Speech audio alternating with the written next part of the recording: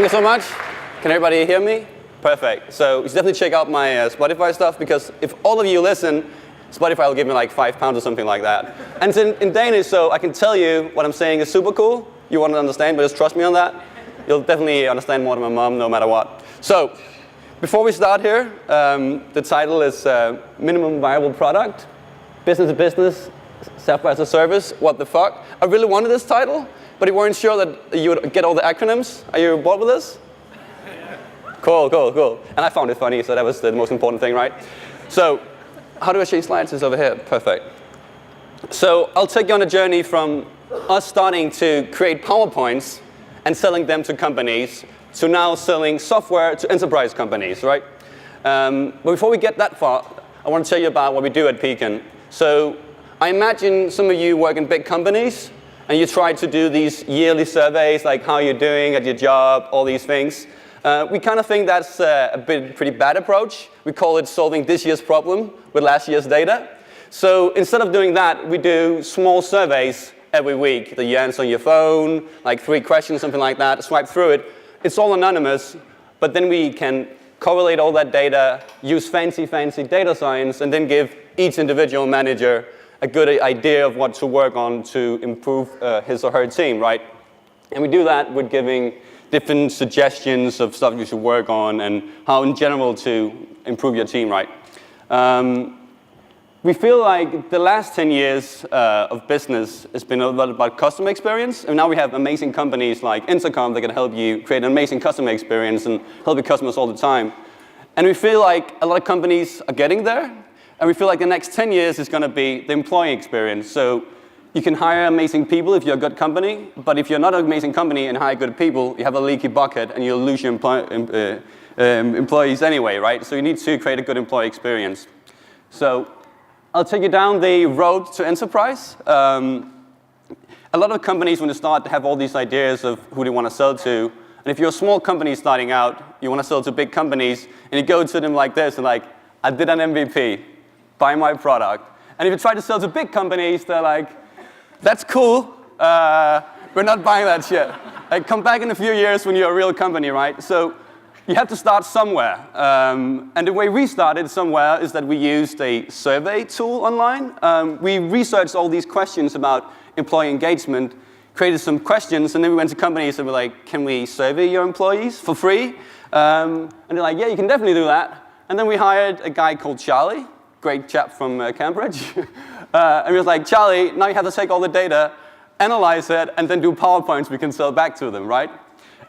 And that's a pretty simple way of doing this MVP approach where you can iterate quickly. So I'm sorry about how this looks, because this is absolutely horrific. But the good thing about doing this in the beginning was that we could very quickly iterate on what we should show to people. So can we find interesting results within the data?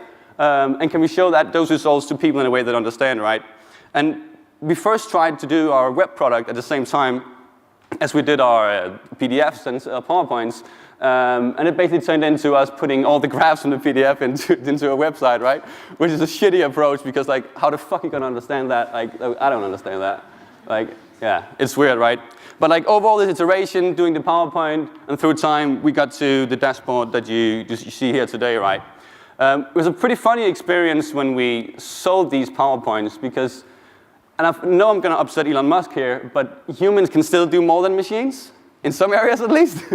So we had all these companies that we wanted to get over to our web product, and they were like, that's cool, but I like this PowerPoint where you have a guy doing it for me a lot better, because he can analyze it a lot better than a web product could at the time. So we had like long discussions about like, should we still do all these PowerPoints and sell them to people because they really like that? And we have to say that we have to stop doing all the PowerPoints. At least we have to dial back all the PowerPoints to be simpler, to match our web product, and then take all our energy to work on the web product, right? Another thing is that in the beginning, as we couldn't sell to all these big enterprise companies we wanted to sell to, we had to sell to all these small companies, right? And as I said, we have this whole anonymity when people answer. And we have anonymity thresholds, which means you have a certain answers to be able to see the data as a manager.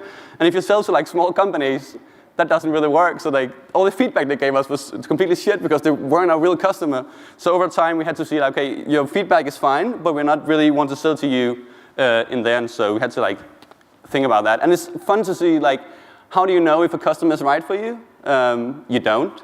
You have to like work with them, and then in the end you'll find out that's not the customer you want to work with. But it's like something that we had to be very, very aware of. Then through hustling a lot, going to conferences and stuff like that, we met the Delivery Hero. It's like Deliveroo or any other delivery service. I think they're the biggest in the world. And thank God they liked our product so much that the founders invested in that company and started using it internally. We then were able to leverage that to sell to all these enterprise companies, right? So now we have done all this MVP, built a product, started selling to enterprise, and then you have like the big problem, right? How do you actually work with these enterprise companies? Because they're all like this. Like, chill down, we want to take stuff very, very slowly. All your features are fine, but let's like take it one step at a time. And that makes sense, right? So if you're an HR manager at like a 5,000 people company, and we're like, we're going to send out emails to all your employees, and they're going to all answer. And like, if anything fucks up there, that's her job on the line, right? So of course, they're very, very cautious. And that's why traditionally, when you do enterprise software, you release very, very seldom. Like Workday is the biggest like HR information system. They release 2 times a year. So either we could say like, okay, our product is done, and we can just release 2 times a year, and everything's be good, right? But in like a growing market with competitors coming up all the time, as a startup, you have to still innovate on what you actually do. So that wasn't really like a thing we just do, stop innovating. So the big question here is like, how do you continue innovate and iterating your product while selling and maintaining a relationship to these like large enterprises? And I came up with this methodology that we use internally for some of our things. It's called designing in waves, which I think is both a cool name and also because there's like a Kanye West reference in there. I think that's pretty cool. And there's basically 3 steps of it, right? So first, we add features. It's very much like doing MVPs, but we add features unobtrusively. So we add it somewhere where it's not going to disrupt your day-to-day work using the product.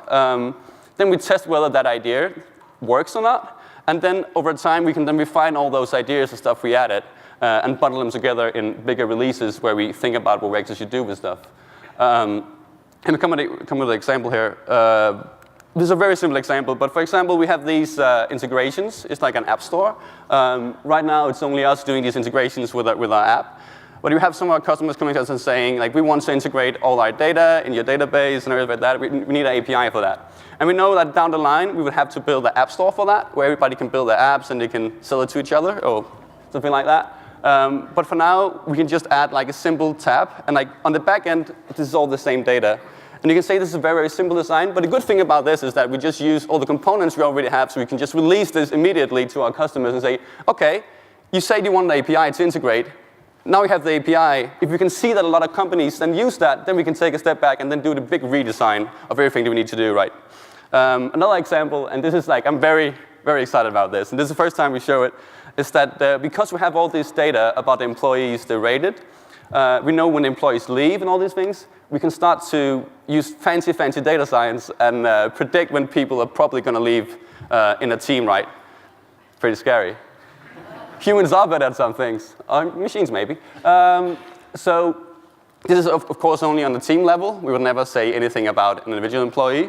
And we're very excited about releasing this. But when you release something like this, which is so impactful to a company, we do want to be very, very sure that all these predictions are right and correct. So the approach we're taking here is that basically we've hidden the feature with the attrition, the retention data, within like a sub-tab of this heat map that we got. And then we're only releasing it to some of our customers that we know we can work with. And then we can sit down with them and say, like, does this data make sense to you? Does this match what you're seeing in your company right now? One thing to be very aware of, right, is like, if you just do this and add stuff all the time, you'll get these Frankenstein products that fill up shit everywhere, right? I think we all try to use some of these software. It's just like, there's no roadmap, there's no bigger vision. So it's very important for us all the time to think about, yes, we can add all these features very, very quickly, but where do we want to get in the end, right? OK. Another big thing is like, when you do B2C software, or you do B2B and just have one customer using your product, it's very easy to know who the user is, and you can do these user testing where you just sit people down in a room. And in the beginning, we could do that because we just sold to HR. HR used our software, and everything was good, right? Then a year and a half ago, we were like, we know from like all the research out there that the biggest impact on engagement in the team is the direct manager. So we need to release our data as well, and the dashboards to the managers. And we did that. And now like our monthly users are 65% managers.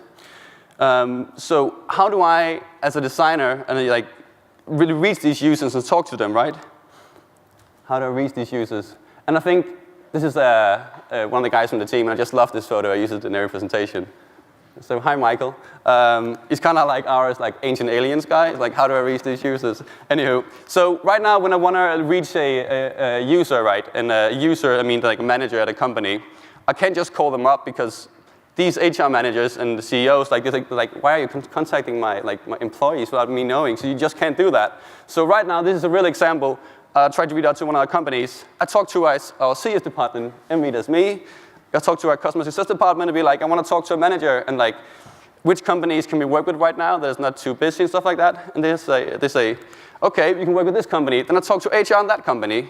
And then for that company, they set me in contact with the regional manager of that company, do another video call with that guy, and then you end up with the manager over here. Like, yay, finally reached the user, right? And if you say like, yeah, you can't do that all the time because it's a lot of work. So can you just use data? Like, data is amazing. You can just like track what people do. You don't have to talk to people. And that's actually not true, right? Because you can't know why people are doing stuff. You can know what they do, but not why they do stuff. So you still have to talk to people, unfortunately, right, if you don't want to talk to people. And that's why we always talk about this thing where it's like, we don't just have like customers, we have partnerships with the people that we work with. So it is important that I spend a lot of time talking to all these HR people, all these regional managers, to build that trust where I can just contact that manager. So like that takes a lot of time to build that relationship. That is really important for us. And then, after everything I said now, we worked like 3 years on our product, right? What do we release? Export to PowerPoint feature. And we're back at that, right? I think that's what I had to talk to you guys about. My name is Mads. I'm from Pecan, and just reach out to me and come by our lovely office in Charterhouse Square if you want to